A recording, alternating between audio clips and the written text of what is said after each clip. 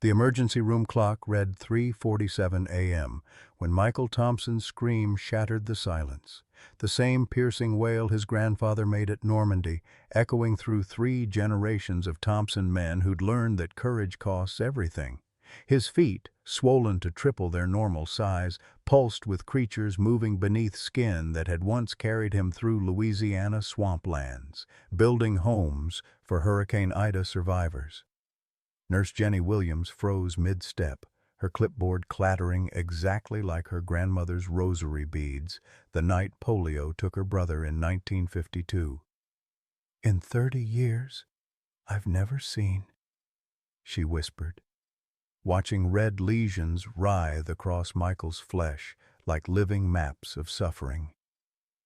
Dr. Sarah Mitchell burst through the trauma bay doors as Michael's parents collapsed into plastic chairs, the same institutional blue as the ones where they'd waited during his childhood surgeries, praying to the same God who now seemed absent. Outside, January rain hammered against windows like bullets, identical to the storm that had flooded Louisiana, setting this nightmare in motion. "What's growing inside there," Dr. Mitchell breathed, "defies everything we know." Leave a like and share your thoughts in the comments along with the city you're watching from now. Let's continue with the story. Michael Thompson had always believed that good intentions could shield you from harm.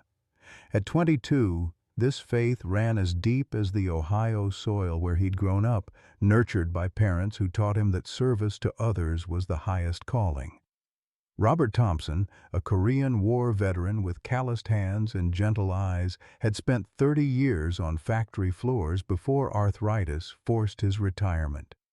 He'd raised his son on stories of sacrifice and duty, whispering bedtime tales of soldiers who gave everything for strangers they'd never meet.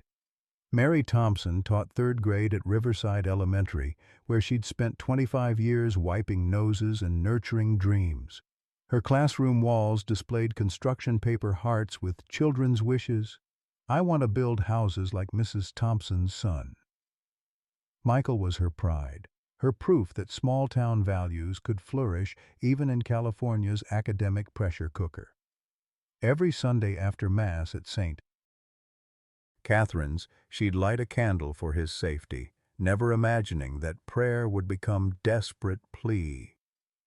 The Thompson family motto, carved into a wooden plaque above their kitchen table, read simply, "Service above self." It was more than decoration. It was their DNA. When Hurricane Ida devastated Louisiana, Michael didn't hesitate to answer the call from Rebuilding Hope, a volunteer organization that matched college students with disaster-stricken communities.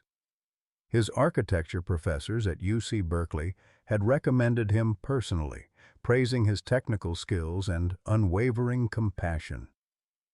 Bayou Lafourche in December wasn't the Louisiana of tourism brochures. Here, among the cypress stumps and Spanish moss, families had lived for generations in homes that floods claimed with increasing frequency. The water had receded months ago, but its damage lingered in warped foundations and broken dreams. Mrs. Evangeline Boudreau, 73 and stubborn as the ancient oaks surrounding her property, had lost everything except her faith and her Cajun accent thick as morning fog. "My family's been here since before Louisiana was American," she'd told Michael on his first day, stirring a pot of gumbo that somehow fed 12 volunteers despite looking barely enough for 4. "We don't abandon what we love just because it gets difficult." Her weathered hands gestured toward the skeletal frame that would become her new home, built on the same spot where 5 generations of Boudreaux had weathered storms, both literal and metaphorical. The volunteer team represented America's idealistic youth, 12 college students from coast to coast, united by belief that muscle and determination could heal anything. Jake Harrison, their 24-year-old team leader from Texas A&M, had organized 17 disaster relief projects. Sarah Chen, a pre-med student from Stanford, brought medical supplies and maternal instincts that kept everyone healthy and hydrated. Michael fit naturally into this family of builders and dreamers. Each morning began with coffee strong enough to wake the dead and prayers simple enough for all faiths. Each evening ended with exhausted satisfaction, measuring progress in square feet of hope restored. They worked in conditions that would humble professional contractors. Knee-deep mud, temperatures hovering near freezing, and equipment held together with duct tape and determination. None of them understood that beneath Louisiana's deceptively placid waters, microscopic predators waited with patience older than human memory. December 28th dawned gray and bitter, with temperatures that made Louisiana feel more like Michigan. Michael's breath formed small clouds as he laced his waterproof boots at 5:30 a.m., the same ritual that had started every morning for 2 weeks. The team gathered in Mrs. Boudreau's temporary trailer for their daily prayer circle, hands joined in solidarity against the cold and the monumental task ahead. "Lord, give us strength to build more than houses today," Jake Harrison intoned, his voice carrying the weight of leadership that sat heavy on young shoulders. "Help us build hope." The circle squeezed tighter, 12 pairs of hands creating a human chain of determination. Michael felt Sarah Chen's smaller hand in his left, calloused now from hammerwork, and the rough palm of Marcus Williams, a geology student from Colorado, in his right. Mrs. Boudreau emerged from her tiny kitchen carrying a pot of café au lait that steamed like incense in the frigid air. At 73, she moved with the careful grace of someone who'd learned to conserve energy for what mattered most. Her trailer, provided by FEMA, measured barely 12 by 20 feet, smaller than Michael's dorm room, yet she somehow made it feel like a palace of hospitality. "Y'all drink up, shares," she said, ladling the chicory-laced coffee into mismatched mugs. "Today, we pour the foundation for my kitchen. Gonna be the heart of this house just like Mama's was, and her Mama's before that." She pressed a steaming mug into Michael's hands, her dark eyes twinkling with anticipation. "My grandma's recipes gonna live in that kitchen. 5 generations of love all comin' home." The beignets she served were still warm, dusted with powdered sugar that left fingerprints on everything they touched. Michael had never tasted anything so perfect. Yeast and sweetness and the indefinable flavor of food made with love rather than convenience. As he ate, Mrs. Boudreau shared stories of her late husband, Tomas, who'd built their original house with his own hands in 1967. "He told me once, 'Evie, a house ain't about the walls. It's about the memories you hang on 'em.'" Her voice carried the musical cadence of deep Louisiana, words flowing like honey over gravel. "That's what you children are giving me, a chance to hang up new memories alongside the old ones." Michael promised what felt like the most sacred vow of his young life. "We'll have you home for New Year's, Mrs. B. I guarantee it." The worksite looked like a battlefield where hope was fighting despair to a muddy draw. Foundation forms waited to be filled with concrete, their wooden frames rising from earth that squished beneath every footstep. The December rain had turned the construction area into a swamp that grabbed at boots and threatened to swallow tools. Standing water reflected the gray sky like broken mirrors scattered across the landscape. At 10:15 a.m., as Michael positioned rebar in the foundation forms, disaster struck with the mundane cruelty that characterizes most life-changing moments. A submerged cypress root, invisible beneath the murky water, caught his left boot and tore a 3-inch gash in the waterproof material. Louisiana's swamp water, a cocktail of floodwater, agricultural runoff, and organic decay, rushed into his boot with the hungry eagerness of water seeking its level. The sensation was immediate and nauseating, cold liquid flooding his wool sock, seeping between his toes with the consistency of thin soup. The smell hit him next. Not just wetness, but the distinctive odor of things that had died and decomposed in darkness. Michael's stomach lurched as he felt debris, could be leaves, could be worse, settling around his ankle inside the boot. "Damn it," he muttered, then immediately apologized to Mrs. Boudreau, who was watching from her lawn chair despite the cold. "Sorry, ma'am. Just tore my boot." Sarah Chen looked up from the concrete mixer, her engineering student's mind immediately calculating problems. "That water's nasty, Michael. You should change boots. We've got extras in the truck." Her pre-med training had taught her to think in terms of contamination and consequence, lessons that suddenly seemed prophetic.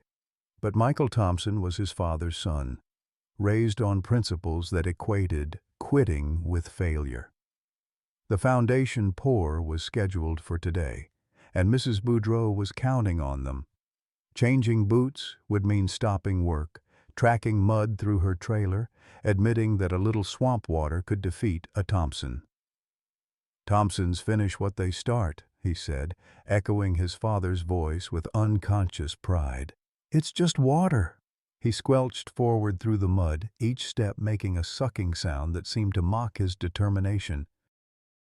For 6 more hours, Michael worked with contaminated water sloshing in his boot, his wool sock creating a perfect breeding ground for microscopic invaders that had been waiting in Louisiana's depths for exactly this opportunity. As evening fell and the team gathered for Mrs. Boudreau's jambalaya, Michael felt the first tentative tingles in his left foot, sensations he dismissed as cold, as fatigue, as anything except the beginning of a nightmare that would change everything.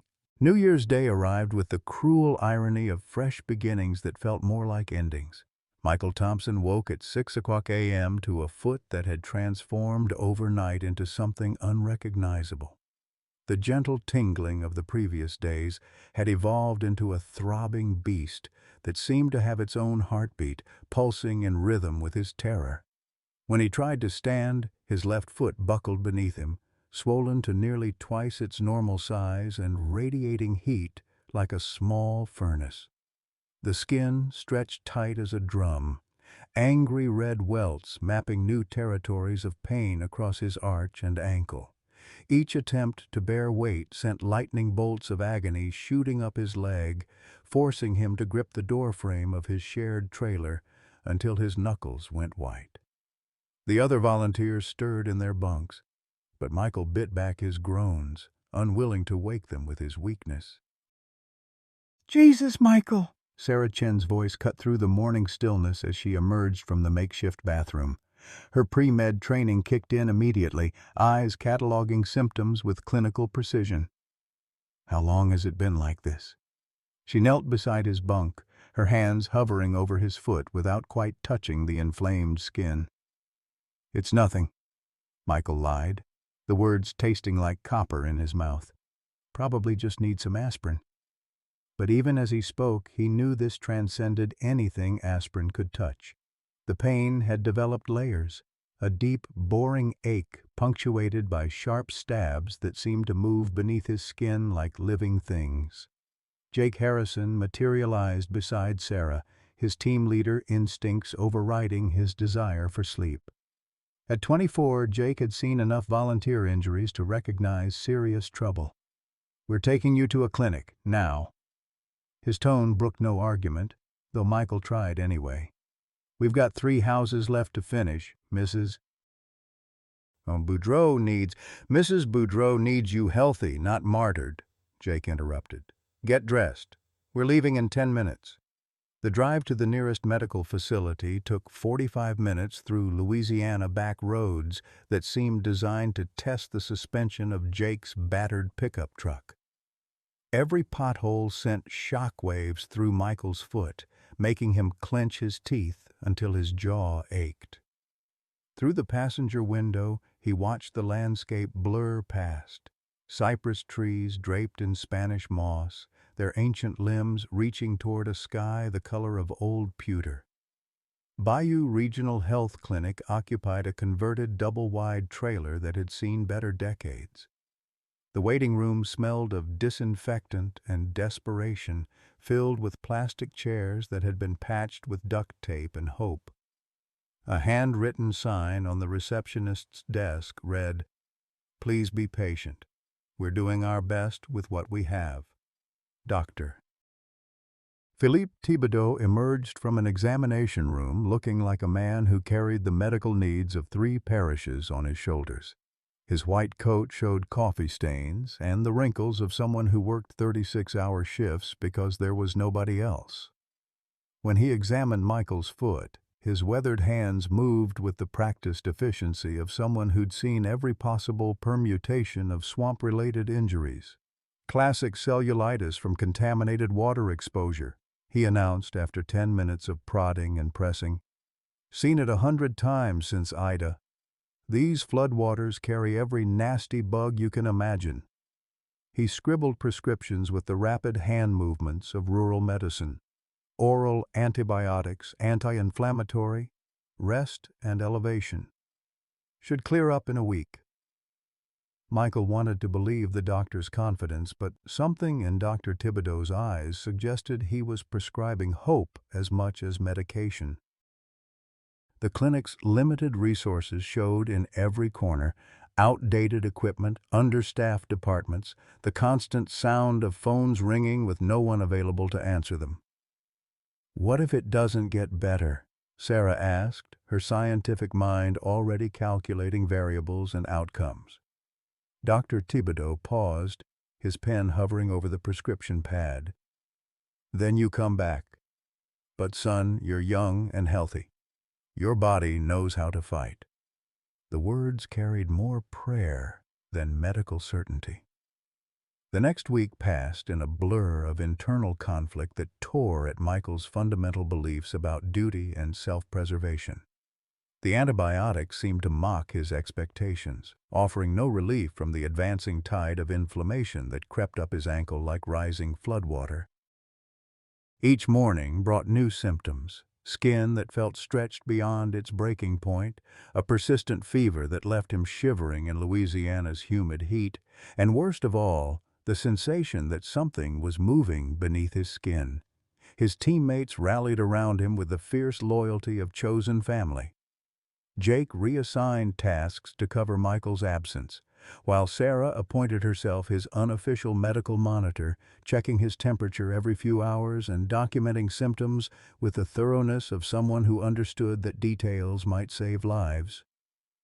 The other volunteers created a cocoon of care around him, bringing meals he couldn't eat and companionship he couldn't quite appreciate through the fog of pain and medication. Mrs. Boudreau became his most devoted advocate, appearing at his bedside with cups of tisane made from herbs her grandmother had sworn by. "Sometimes the old ways know what the new ways forgot, Cher," she would say, pressing the warm mug into his trembling hands. Her presence brought comfort that transcended medical intervention, the healing power of someone who genuinely cared about his recovery.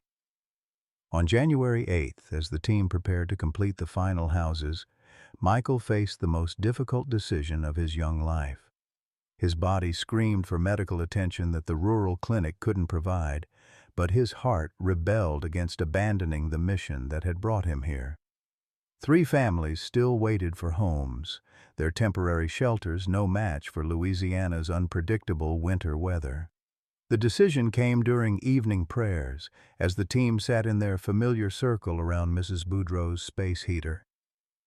Michael looked at their faces, young people who had sacrificed winter break to serve strangers, who had become his brothers and sisters through shared purpose and hardship. He realized that staying might doom them to watching him deteriorate, transforming their mission of hope into a vigil of helplessness. "I need to go home," he whispered, the words feeling like surrender and wisdom simultaneously. Mrs. Boudreau took his hands in hers, her dark eyes reflecting a lifetime of difficult choices. "Sometimes, Cher, God calls us home for reasons we don't understand yet. But He always has reasons." The goodbye ceremony took place on a gray morning that seemed to mirror the heaviness in everyone's hearts. The 12 volunteers gathered around Michael's packed duffel bag like mourners at a wake. their faces reflecting the peculiar grief of a mission interrupted by forces beyond their control. Jake Harrison cleared his throat and spoke words that would echo in Michael's memory for months to come. "We came here as strangers and we're leaving as family. Michael, you've carried more than your share of the load, and now it's time to let others carry you." The team joined hands in their familiar circle, but this time the prayer felt different, desperate, clinging, full of unspoken fears about what lay ahead. Mrs. Boudreau pressed a small wooden cross into Michael's palm, carved from Louisiana cypress by her late husband's hands. "This tree grew in the same soil that's making you sick, Cher," she whispered, her voice thick with Cajun inflection and unshed tears. "But see how something beautiful can come from troubled ground. You remember that when things get dark." The drive to New Orleans International Airport became a pilgrimage through Michael's recent past.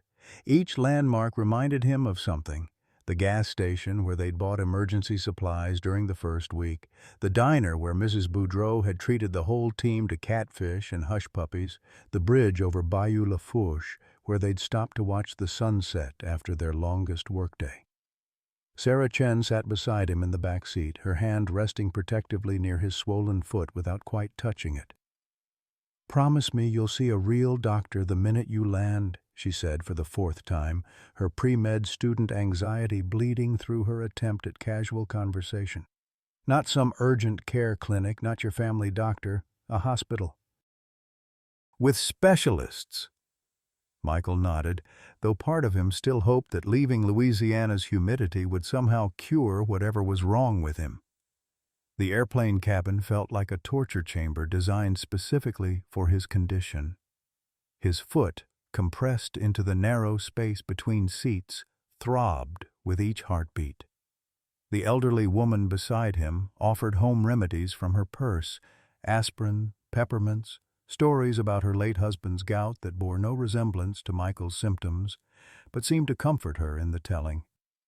As the plane descended toward San Francisco, Michael pressed his face to the window and watched the familiar landscape emerge from Pacific fog.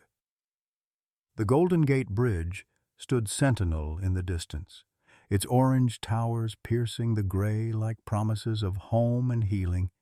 But when he tried to put weight on his foot during deplaning, the pain nearly buckled his knees. A sympathetic flight attendant summoned a wheelchair, and Michael found himself being pushed through SFO like an invalid, his pride wounded almost as badly as his body. Robert and Mary Thompson stood waiting at the arrival gate with expressions that Michael would remember for the rest of his life. His father's face had aged a decade in the month since he'd left, new lines etched around eyes that had seen too much worry. His mother clutched her purse like a life preserver, her teacher's composure cracking the moment she saw her son in the wheelchair. "Oh, honey," Mary whispered, her voice breaking on the second word. She knelt beside the wheelchair, her hands fluttering over Michael's foot without touching it, as if her maternal instincts could somehow absorb his pain through proximity. "What did they do to you down there?" The car ride home stretched like a taut wire between Michael's stubborn independence and his parents' growing alarm. Robert Thompson drove with the careful precision of a man carrying precious cargo. But every red light became an opportunity for uncomfortable questions. "Son, this looks serious. More serious than you led us to believe on the phone." "It's just an infection, Dad. The doctor in Louisiana said—" "The doctor in Louisiana was wrong," Mary interrupted with uncharacteristic firmness. "Look at your foot, Michael. Really look at it."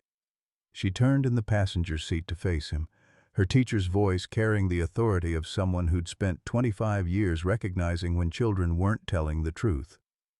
Michael forced himself to examine his left foot with honest eyes for the first time in days. The swelling had progressed beyond anything he'd experienced, transforming his normally size 11 foot into something that barely fit in the extra-large slipper his mother had brought. The skin stretched tight and shiny, marked with red streaks that seemed to pulse with their own rhythm. Most disturbing were the small, raised bumps that had appeared overnight, hard nodules beneath the skin that felt like they were moving when he wasn't looking directly at them. "We're going to the hospital," Robert announced, his tone brooking no argument. "Tonight, not tomorrow, not after you rest. Tonight." The University of California San Francisco Medical Center rose from Parnassus Heights like a monument to human healing, its floors upon floors of windows glowing with the warm light of round-the-clock care. Michael had driven past it hundreds of times during his Berkeley years, never imagining he would enter as anything other than a visitor. Now, at 11:30 p.m. on a Tuesday in January, it loomed before him like both salvation and judgment. The emergency department hummed with the controlled chaos of urban medicine. Dr.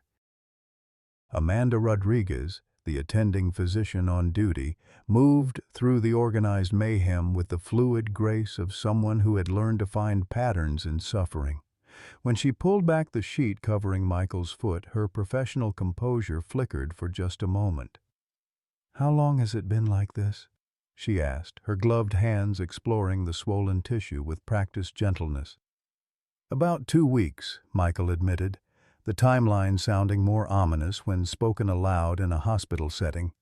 Dr. Rodriguez exchanged glances with the nurse practitioner assisting her, a silent communication that spoke volumes about the seriousness of Michael's condition.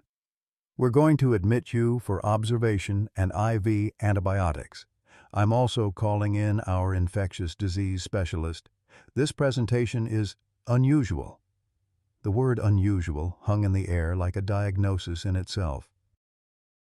Michael found himself in room 247, connected to monitors that beeped with electronic reassurance while IV antibiotics dripped into his arm with mechanical regularity.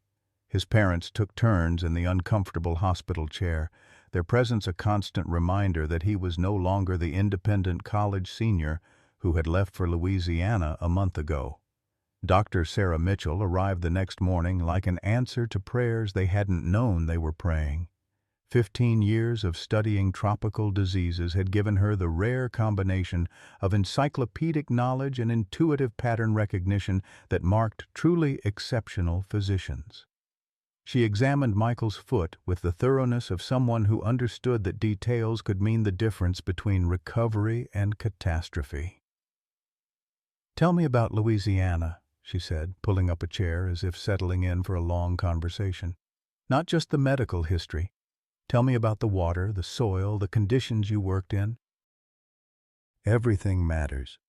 Michael found himself recounting details he hadn't thought important: the smell of the swamp water, the feeling of debris settling in his boot, the unusual warmth of the contaminated water, even on cold days.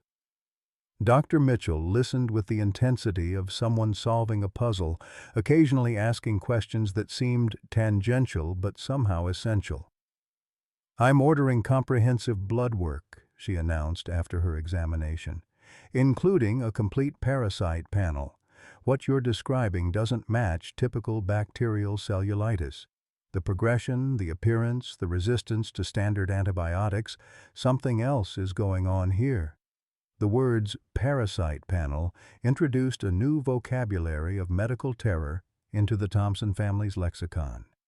Mary Thompson, who had spent her teaching career explaining complex concepts in simple terms, found herself drowning in medical terminology that seemed designed to obscure rather than illuminate.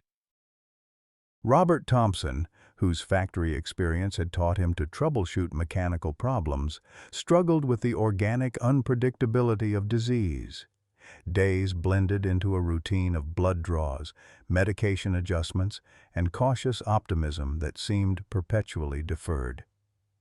Michael's condition remained stubbornly stable, not improving, but not dramatically worsening either. The swelling plateaued at an alarming level, while new symptoms emerged with the cruel creativity of a body under siege. The sensation of movement beneath his skin intensified, particularly at night when the hospital's activity level decreased. Michael would lie awake, feeling what he could only describe as crawling sensations, that moved in patterns too organized to be imagination. When he mentioned this to Dr. Mitchell, she made careful notes without dismissing his observations as hallucination or anxiety. The human body often signals problems before our diagnostic tools can detect them, she explained during one of her twice-daily visits. I want you to tell me about every sensation, no matter how strange it seems. Your symptoms are teaching us something important. Sarah Chen called daily from Louisiana, her voice carrying across the miles with updates on the construction project and messages from Mrs. Boudreau. The team had completed all 15 houses, working with renewed dedication that seemed fueled by Michael's absence. They had named the final house Michael's Hope and planned to present him with photos when he recovered.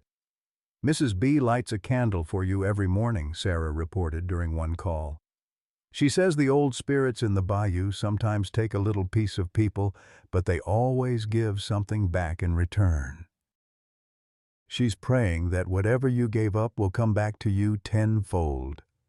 The scientific rationalist in Michael dismissed such folk wisdom, but the scared young man lying in a hospital bed found unexpected comfort in the idea that his suffering might have cosmic purpose. As tests continued to reveal more questions than answers, he began to understand that healing might require more than medical intervention. It might demand a complete redefinition of what it meant to be whole. Dr. Mitchell's daily visits became the focal point of each day, bringing both hope and anxiety in equal measure. Her growing collection of Michael's test results represented a medical mystery that was attracting attention throughout the hospital. Tropical disease specialists rarely encountered such complex cases in Northern California, making Michael's situation both fascinating and frightening for the medical team treating him. The Thompson family settled into a new rhythm around room 247, their lives reorganizing around visiting hours and medical updates. Robert took leave from his retirement activities to maintain vigil, while Mary arranged substitute teachers to cover her classes. Their marriage, tested by worry and financial strain, found new strength in shared purpose and mutual support. As January progressed toward February, Michael's case became a teaching opportunity for medical students and residents. Though Dr. Mitchell carefully protected his privacy while maximizing the educational value of his unusual presentation. Young doctors gathered around his bed during rounds, their fresh faces reflecting the same mixture of curiosity and concern that had brought them to medicine in the first place. Cases like this remind us why we chose medicine, Dr. Mitchell told her students during one particularly detailed presentation. Sometimes the most important thing we can do is admit what we don't know and keep searching for answers. January 17th arrived with the weight of accumulated dread that had been building for 3 weeks. Michael had awakened that morning to find his second foot beginning to show the telltale signs of whatever was consuming his body, a subtle puffiness around the ankle that made his heart race with recognition. The symmetry of his deterioration felt like a cruel joke, as if his body was determined to maintain balance even in its breakdown. Dr. Sarah Mitchell entered room 247 at 2:30 p.m., carrying a manila folder that seemed to pulse with significance. Her usual confident stride had been replaced by the careful steps of someone bearing news that would change everything. Behind her walked Dr. Robert Kim from the CDC, whose presence alone elevated the gravity of the moment. The small entourage included 3 medical students, whose wide eyes reflected the rare privilege of witnessing medical history in the making. Michael, Mr. and Mrs. Thompson, Dr. Mitchell began, her voice carrying the practiced calm of someone who had learned to deliver difficult news with surgical precision. We need to talk about what we've found. She gestured toward the family conference room, but Michael shook his head with the stubborn determination that had carried him through 22 years of life. "Tell me here," he said, his voice steadier than his hands. "Whatever it is, I want to hear it in this room where we've been fighting it together." Robert Thompson moved closer to his son's bedside, his weathered hand finding Michael's shoulder with the automatic comfort of a father who had soothed childhood fears and celebrated adolescent victories. Mary Thompson clutched her rosary with fingers that had worn smooth grooves in the wooden beads over decades of prayer and worry. Dr. Mitchell opened the folder and withdrew a series of microscopic photographs that looked like abstract art rendered in shades of pink and purple. "These are images of tissue samples from your foot," she explained, arranging them on the bedside table like cards in a deadly game of solitaire. "What we found explains everything and changes everything." The first photograph showed what appeared to be pink ribbons waving in a gentle current, their movements frozen by the camera's flash. Michael stared at the image, his engineering mind trying to process the organic curves and seemingly purposeful arrangement of the structures. "Those are parasites," Dr. Mitchell continued, her words falling into the room like stones dropped into still water. "Strongyloids stercoralis, commonly known as threadworms. They're living inside your tissues, feeding and reproducing in a cycle that's been going on since you were exposed in Louisiana." The silence that followed seemed to stretch beyond the boundaries of the small hospital room, reaching back through time to that December morning when Michael had chosen duty over caution. Mary Thompson's rosary slipped from her fingers, clattering against the linoleum floor with a sound like breaking promises. "Parasites," Robert repeated, the word foreign in his mouth. "You mean worms? Living inside my son?" Dr. Kim stepped forward, his CDC credentials lending additional gravity to words that already carried the weight of nightmare. "Mr. Thompson, what your son has developed is called hyperinfection syndrome. It's extremely rare, but potentially life-threatening.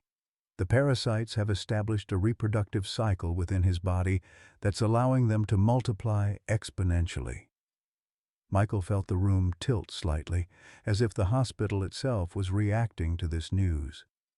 The beeping of his monitors seemed to accelerate, matching the rhythm of his racing heart. "How many?" he asked, his voice barely above a whisper. "How many are there?" "We can't give you an exact count, Doctor," Mitchell admitted, her honesty cutting through any false comfort they might have offered. "But based on your symptoms and the tissue samples, we're dealing with a substantial population that's affecting multiple organ systems. Your lungs, your intestines, your skin, they're all involved now." The revelation transformed Michael's recent symptoms into a coherent narrative of invasion and colonization. The sensation of movement beneath his skin wasn't imagination or anxiety, it was the literal truth of creatures migrating through his tissues. The respiratory distress he'd experienced during the past week reflected parasites making their way through his lungs as part of their complex life cycle. "Without treatment," Dr. Kim continued, his voice gentle but unflinchingly direct, "hyperinfection syndrome has a mortality rate approaching 70%. But Michael, the fact that we've identified the problem gives us significant advantages. We know exactly what we're fighting now, and we have weapons designed for this specific enemy."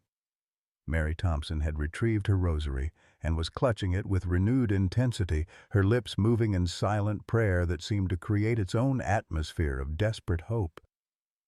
"What kind of treatment?" she asked, her teacher's instincts demanding practical information even in the face of overwhelming emotion. "Intensive anti-parasitic therapy," Dr. Mitchell explained, already moving into the action-oriented mode that had made her reputation in tropical medicine. "We'll use a combination of medications, ivermectin and albendazole primarily, administered at doses that will kill the parasites without destroying Michael's body in the process. It's essentially chemotherapy targeted at a specific species." The comparison to chemotherapy introduced a new vocabulary of medical warfare into their family lexicon. Michael had watched his grandfather fight cancer with treatments that sometimes seemed worse than the disease itself, and the parallel wasn't lost on any of them. But where cancer felt like a betrayal by his own cells, this enemy was truly foreign, an invasion by creatures that had no right to call his body home. "When do we start?" Michael asked, his voice gaining strength from the clarity of finally having an enemy to name and a battle plan to follow. "Immediately," Dr. Mitchell replied. "We're preparing the medications now.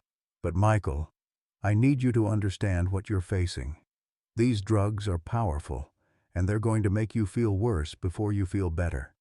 The die-off of parasites will release toxins into your system, and your body's going to react to both the treatment and the byproducts of the parasite's death." Dr. Kim pulled up a chair, settling in for the kind of detailed explanation that Michael's engineering background demanded. "Think of it like demolishing a building," he said, choosing metaphors that would resonate with someone who understood construction. "We can bring down the structure, but we have to manage the debris carefully to prevent it from burying you in the process." The next hour passed in a blur of consent forms, medication protocols, and family discussions that felt surreal in their clinical precision.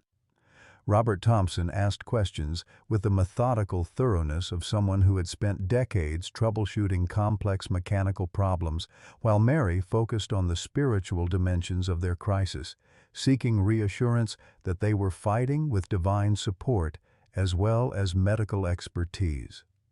As evening fell over San Francisco, Michael found himself connected to a new array of IV lines delivering medications with names he couldn't pronounce, but effects he could already feel. The first doses of ivermectin hit his system like a declaration of war, causing nausea that felt different from any sickness he'd previously experienced. This wasn't the flu or food poisoning. This was the sensation of biological conflict happening at the cellular level. "The next 48 hours are critical," Dr. Mitchell explained during her evening rounds. "We're going to monitor you more intensively than we have before. Every 6 hours, we'll check your blood chemistry, your organ function, your response to treatment. What we learn from your case could help dozens of other patients who might face similar infections in the future." The weight of being a medical pioneer settled over Michael like a heavy blanket. His suffering, which had felt so personal and isolating, suddenly carried broader significance. Somewhere in America, other volunteers might be working in contaminated conditions. Other young people might be making the same choices that had led him to this hospital bed. His case could become the blueprint for saving their lives.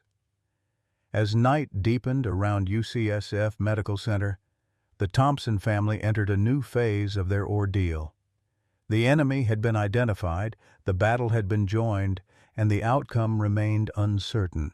But for the first time since that December morning in Louisiana, they had hope based on knowledge rather than faith alone. Michael lay in his hospital bed, feeling the medication course through his veins like liquid determination. Somewhere in Louisiana, Mrs. Evangeline Boudreau was probably lighting her evening candle and sending prayers across the miles. Somewhere in the microscopic world of his own body, an ancient war between human immune system and parasitic invader was reaching its climactic phase. The monitors beeped their electronic lullabies, tracking vitals that would tell the story of victory or defeat in the hours to come. The deterioration began at 11:47 p.m. on January 22nd, 5 days into the aggressive treatment protocol that had initially brought such hope to room 247. Michael's vital signs, which had been stable throughout the early phases of antiparasitic therapy, suddenly began fluctuating like a heart monitor, recording the final moments of a dying patient. His temperature spiked to 104.2 degrees, his blood pressure dropped precipitously, and most terrifying of all, his oxygen saturation levels began declining despite supplemental oxygen.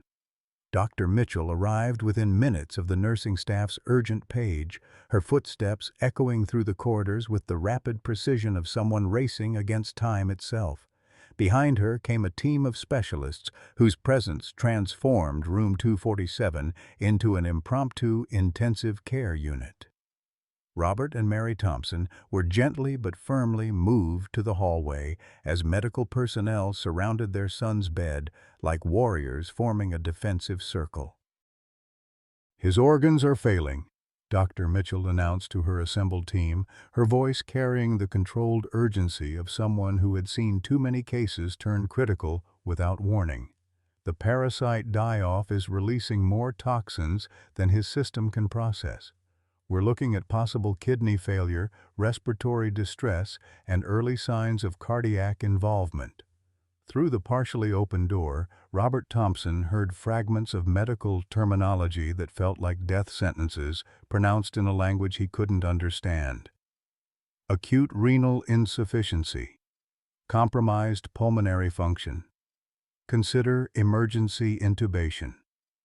Each phrase hit him like a physical blow, reminding him of the helplessness he'd felt watching his own father die in a similar hospital room 30 years earlier. Mary Thompson found herself in the hospital chapel at 2:30 a.m., kneeling before a simple wooden cross that bore no resemblance to the ornate crucifix at St. Catherine's back home. The fluorescent lighting hummed overhead like electronic prayers, and she wondered if God could hear her desperation through the sterile air of institutional faith. "Please," she whispered, her voice breaking on the single word that contained everything she couldn't bear to articulate. The decision to transfer Michael to the ICU came at dawn as January 23rd arrived with the pale light of a California winter morning that seemed to mock their suffering. The intensive care unit occupied an entire floor of UCSF Medical Center, its rooms arranged around a central nursing station that monitored 24 patients in various stages of fighting for their lives. Michael's new room, ICU 7, contained more technology than some small hospitals, but all the machines in the world couldn't mask the fundamental truth that his body was losing its war against microscopic invaders. Dr. Patricia Hendricks, the ICU attending physician, brought 15 years of critical care experience to Michael's case, but even her extensive background in treating complex medical emergencies couldn't hide her concern about his rapidly declining condition. "We're going to intubate him," she explained to the Thompson family in the small conference room adjacent to the ICU. "His lungs need help, and the mechanical ventilator will give his body a chance to focus on fighting the infection without the stress of maintaining adequate oxygen levels." The sight of their son connected to a ventilator became the new reality that Robert and Mary Thompson had to absorb. Michael's face, partially obscured by tubes and monitoring equipment, looked smaller somehow, as if the disease was literally consuming him from within. The rhythmic whoosh of the ventilator marked time in a new kind of purgatory, where each breath was mechanical rather than natural. Financial devastation accompanied medical crisis with the cruel efficiency of American healthcare economics. The ICU costs alone exceeded $15,000 per day, and their insurance company began questioning the necessity of experimental treatments for what they termed a voluntarily acquired condition. Robert Thompson found himself on the phone with insurance representatives who seemed more concerned with cost containment than his son's survival, their voices carrying the bureaucratic detachment of people who had never watched someone they loved fight for breath. "We've hit our lifetime maximum for experimental treatments," Robert explained to Mary during one of their hushed conversations in the ICU waiting room. "The house is mortgaged, our retirement savings are gone, and they're talking about transferring him to a county facility if we can't guarantee payment for continued care." The GoFundMe campaign that Sarah Chen had started from Louisiana began gaining national attention as news outlets picked up Michael's story. "College volunteer fighting for life after helping hurricane victims" became a headline that captured the cruel irony of someone being destroyed by the very compassion that had driven them to serve others. Donations poured in from across the country: $20 from a retired teacher in Ohio, $50 from a construction worker in Texas, $1,000 from an anonymous donor who simply wrote, "Thank you for your service." Mrs. Evangeline Boudreau called the hospital daily, her Cajun accent thick with emotion as she spoke to whoever would listen about the young man who had promised to finish her house by New Year's Day. "That boy gave us hope when we had nothing," she told a reporter from the New Orleans Times-Picayune. "Now it's our turn to give him hope back." The Louisiana construction team organized a prayer vigil that drew hundreds of people to the site where Michael had been infected, their candles flickering in the winter darkness like stars reflected in swamp water. January 24th brought the darkest hour in a crisis that had already tested the limits of the Thompson family's endurance. Michael's heart stopped at 3:47 a.m., the same time displayed on the emergency room clock when he had first arrived at UCSF weeks earlier. The code blue alarm brought a dozen medical professionals running to ICU 7. Their coordinated efforts focused on restarting a heart that had simply given up the fight. For 8 minutes that felt like hours, Robert and Mary Thompson stood in the hallway watching through the glass door as strangers fought to bring their son back from the edge of death. The defibrillator charged and discharged with sounds like electronic thunder, each shock representing another chance at resurrection. When the monitor finally showed a steady rhythm again, nobody in the room celebrated. They all understood that this was merely a reprieve rather than a victory. Dr. Mitchell found the Thompson parents in the hospital chapel 20 minutes later, her scrub still bearing the evidence of the resuscitation effort.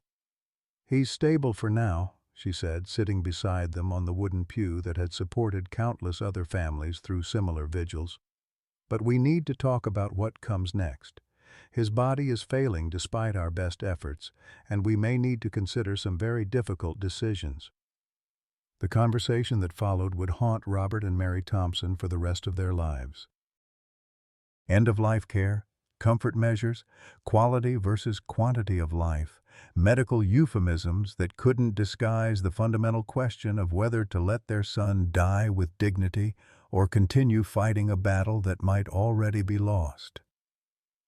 Michael had signed advance directives when he enrolled at UC Berkeley, standard paperwork that had seemed like meaningless bureaucracy at the time, but now carried the weight of life and death decisions. "He wrote that he wanted us to keep fighting as long as there was hope," Mary whispered, her voice barely audible above the chapel's ventilation system.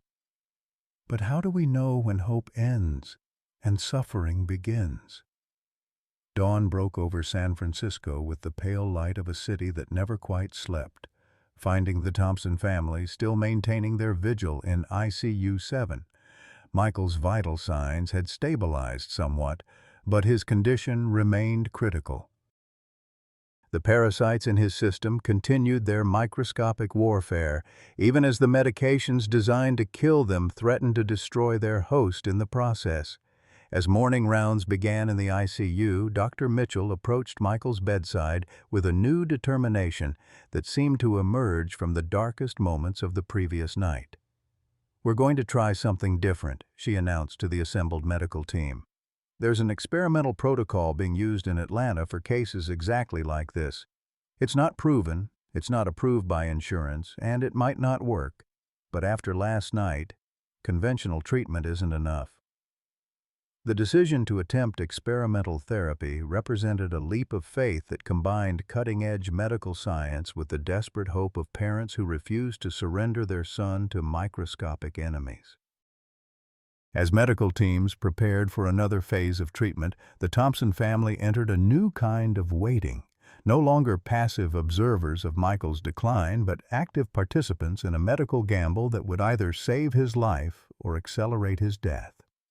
Outside the ICU windows, San Francisco continued its daily rhythm, unaware that in Room 7, a young man's battle against invisible invaders had become a test of everything modern medicine could offer against ancient parasites that had been perfecting their craft for millennia.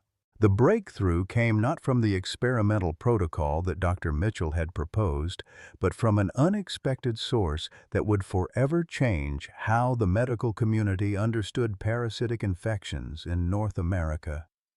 Dr. James Patterson, a retired infectious disease specialist from Tulane University, had been following Michael's case through medical journals and professional networks. At 73, Patterson had spent 40 years studying tropical diseases in Louisiana's coastal regions, and something about Michael's presentation nagged at his memory like a half-remembered song. On January 26th, Patterson called Dr. Mitchell with information that would transform tragedy into triumph. "I've been thinking about your California case," he said, his voice carrying the authority of decades spent in Louisiana's medical trenches.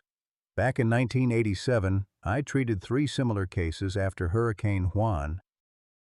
Same presentation, same resistance to standard treatment, same rapid progression to organ failure. We almost lost all 3 patients until we tried something unconventional."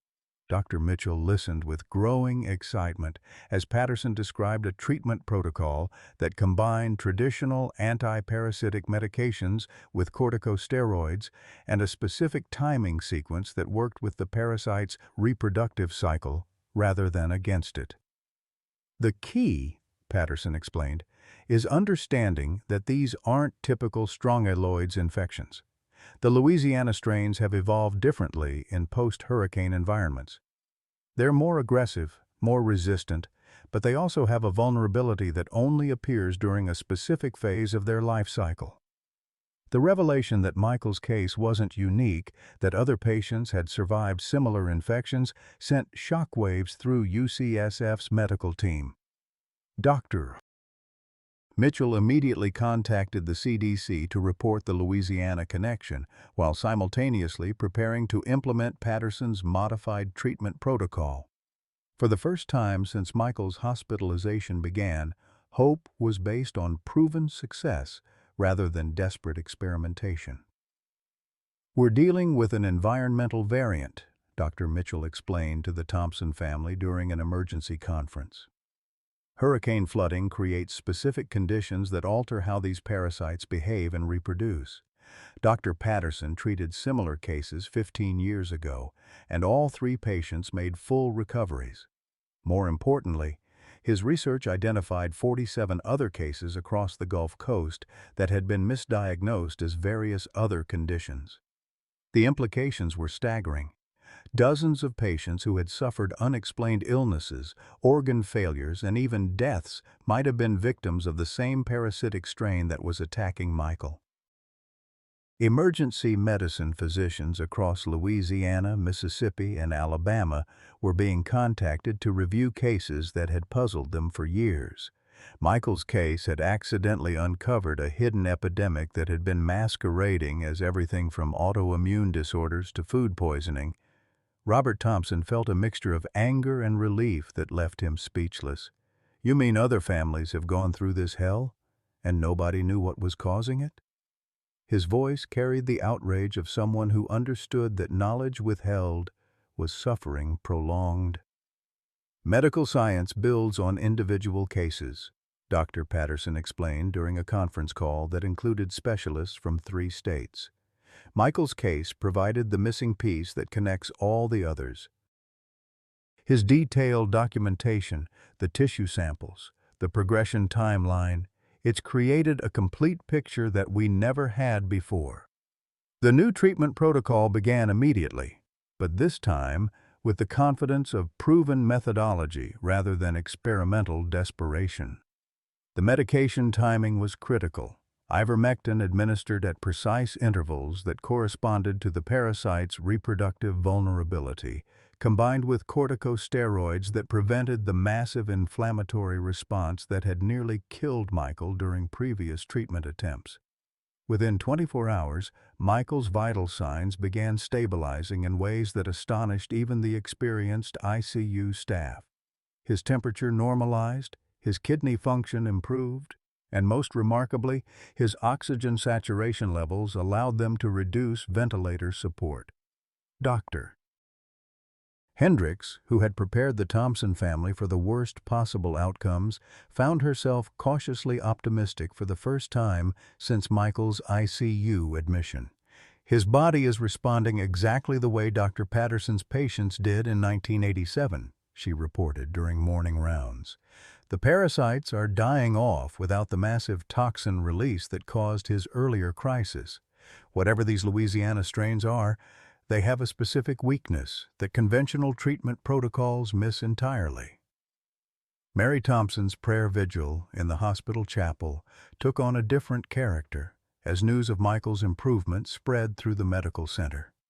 Instead of desperate pleas for divine intervention, her prayers became expressions of gratitude mixed with wonder at the mysterious ways that healing could emerge from suffering. The wooden cross that had witnessed her darkest moments now reflected the flickering hope of candles lit by other families who had heard Michael's story and found courage for their own battles. The media attention intensified as medical journals rushed to publish preliminary findings about the Louisiana parasite variant. Michael's case became the centerpiece of a rapidly expanding research initiative that involved the CDC, NIH, and medical schools across the southeastern United States. Young volunteers' near-death experience reveals hidden epidemic became a headline that captured the strange alchemy by which individual tragedy could transform into collective benefit. Dr. Mitchell found herself at the center of a medical phenomenon that would define her career. Speaking requests poured in from conferences around the world, while research grants materialized to fund comprehensive studies of post-hurricane parasitic infections. Michael Thompson didn't just survive a rare disease, she told a gathering of tropical medicine specialists.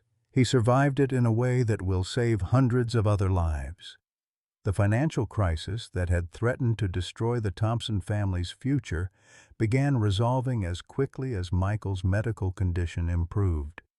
Insurance companies, faced with public scrutiny and clear evidence of a previously unknown medical condition, reversed their coverage denials. The GoFundMe campaign had raised over $300,000, money that would no longer be needed for Michael's care, but could be redirected toward establishing a research fund for parasitic disease prevention. Mrs. Evangeline Boudreau's daily phone calls to the hospital became celebrations rather than vigils. "I told you that boy was special," she said to anyone who would listen. "God don't let people suffer for nothing. That child's pain is going to heal a lot of other folks." Her simple faith provided a framework for understanding that transcended medical explanations, the idea that individual suffering could serve purposes larger than personal experience. On January 30th, Michael opened his eyes for the first time in 6 days, his consciousness emerging gradually like sunrise after the longest night. The ventilator tube had been removed the previous evening, and his first words were typically selfless. "Did we finish Mrs. Boudreau's house?" His parents laughed through tears that carried 3 weeks of accumulated fear and relief, while Dr. Mitchell marveled at a patient whose first concern was for others rather than himself. The Louisiana construction team had indeed finished Mrs. Boudreau's house, working with renewed dedication that transformed their grief into purpose. They had documented every step of the construction process, creating a photographic record that they planned to present to Michael when he recovered. The house had been blessed by 3 different ministers in a Cajun traiteur, covering all spiritual bases in a community that understood the power of faith combined with practical action. Michael's recovery accelerated with the same dramatic progression that had characterized his decline. Physical therapy began within days of his awakening, as his body relearned basic functions that had been compromised by weeks of medical warfare. The swelling in his feet subsided gradually, revealing skin that bore the permanent marks of his ordeal, but had retained its essential function and feeling. Dr. Patterson flew to San Francisco to meet the patient who had vindicated 40 years of his research into Louisiana's unique disease ecology. At 73, the retired physician brought a perspective that bridged academic medicine and practical healing. "Son," he told Michael during their first meeting, You've done more for tropical medicine than most doctors accomplish in entire careers. Your case is going to change how we think about environmental disease patterns for decades to come. The research implications of Michael's case extended far beyond parasitology into fields ranging from climate science to disaster response planning. Hurricane flooding created temporary ecosystems that allowed normally dormant parasites to flourish in ways that conventional medical training didn't anticipate. Michael's infection had revealed a hidden consequence of climate change that required completely new approaches to public health and volunteer safety. As February arrived with the promise of spring, Michael Thompson found himself transformed from patient to pioneer.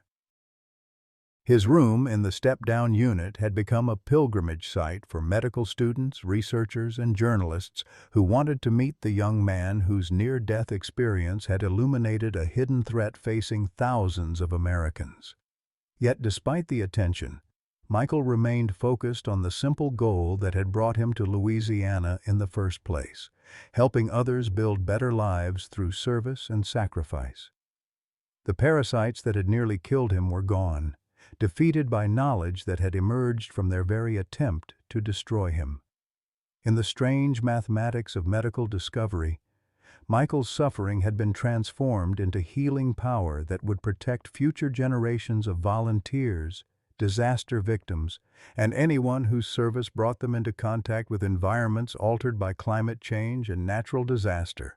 1 year later, December 15th arrived with the golden light of a California winter morning that seemed to bless the Thompson family's return journey to Louisiana. Michael sat in the passenger seat of a rental car, his feet encased in sturdy work boots that bore no resemblance to the waterproof failures that had nearly cost him his life. The calendar marked exactly 12 months since his first day in Bayou Lafourche.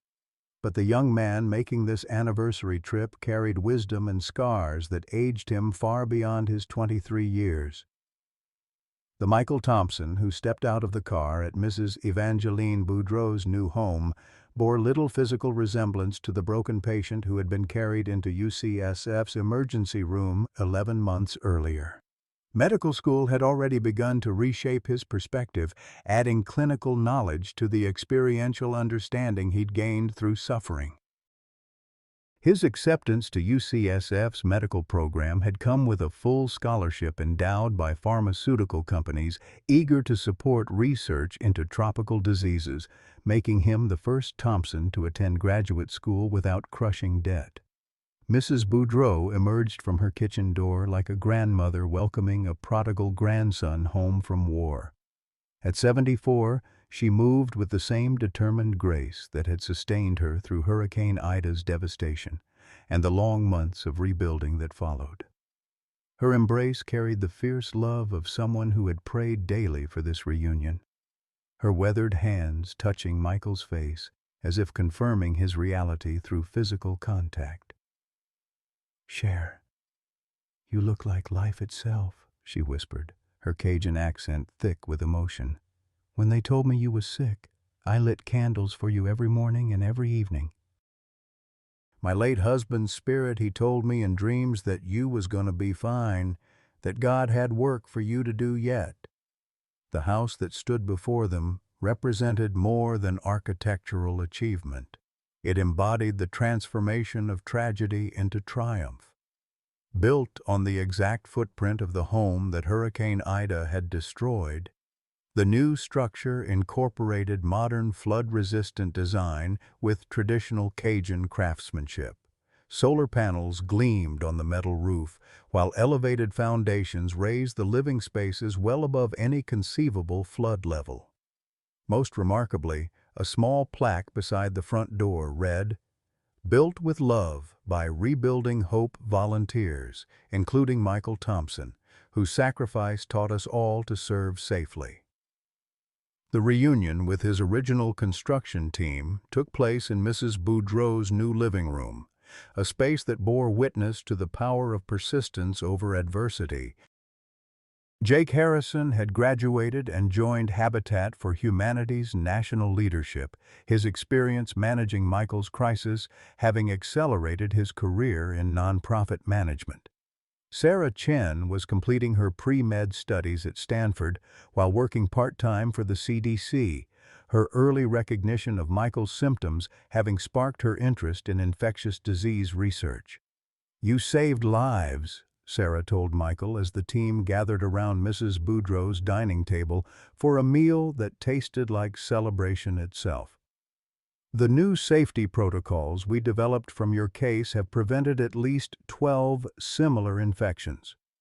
Volunteers across the Gulf Coast now receive mandatory training about water contamination risks, and every team carries rapid diagnostic kits for parasitic exposure." The transformation extended beyond individual prevention to systemic change in how disaster relief organizations approached volunteer safety. Michael's case had become required reading in medical schools, while his story was featured in training programs for groups ranging from the Peace Corps to religious mission organizations. The Michael Thompson Foundation for Volunteer Safety had already distributed protective equipment to over 200 organizations worldwide, funded by donations that continued flowing from people inspired by his recovery. Dr. Sarah Mitchell had flown from San Francisco to participate in the anniversary celebration, her presence representing the medical community's ongoing gratitude for the case that had revolutionized tropical disease research. Her subsequent papers about Michael's infection had been cited over 300 times in medical literature, while the treatment protocol developed from his case had achieved a 97% success rate in treating similar infections. "Michael didn't just survive something rare," Dr. Mitchell explained to the assembled group. "He survived it in a way that created a roadmap for saving others.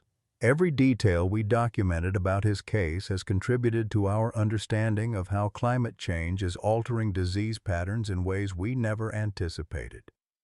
The afternoon brought a formal ceremony at the community center where Michael had first met the families whose homes had been destroyed by Hurricane Ida. Mayor Thomas Guidry presented him with a key to the city, while Father Benedict Tran offered a blessing that invoked both scientific progress and divine providence. But the moment that moved Michael to tears came when Mrs. Boudreau's great-granddaughter, 8-year-old Marie, presented him with a hand-drawn picture titled, "The Angel Who Got Sick So Others Could Be Safe." As evening approached, Michael found himself standing in the exact spot where his boot had torn on that fateful December morning.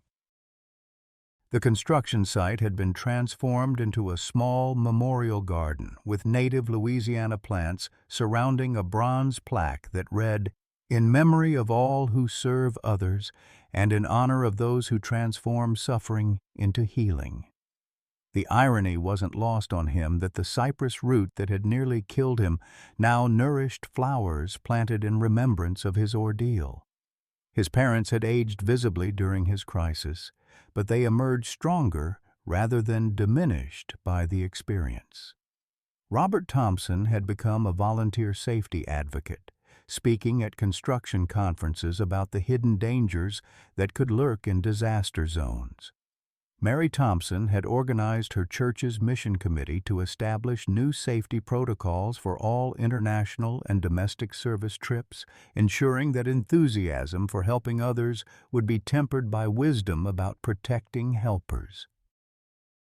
"We learned that loving someone sometimes means letting them face danger for a greater good," Robert reflected as the family stood together in Mrs. Boudreau's garden.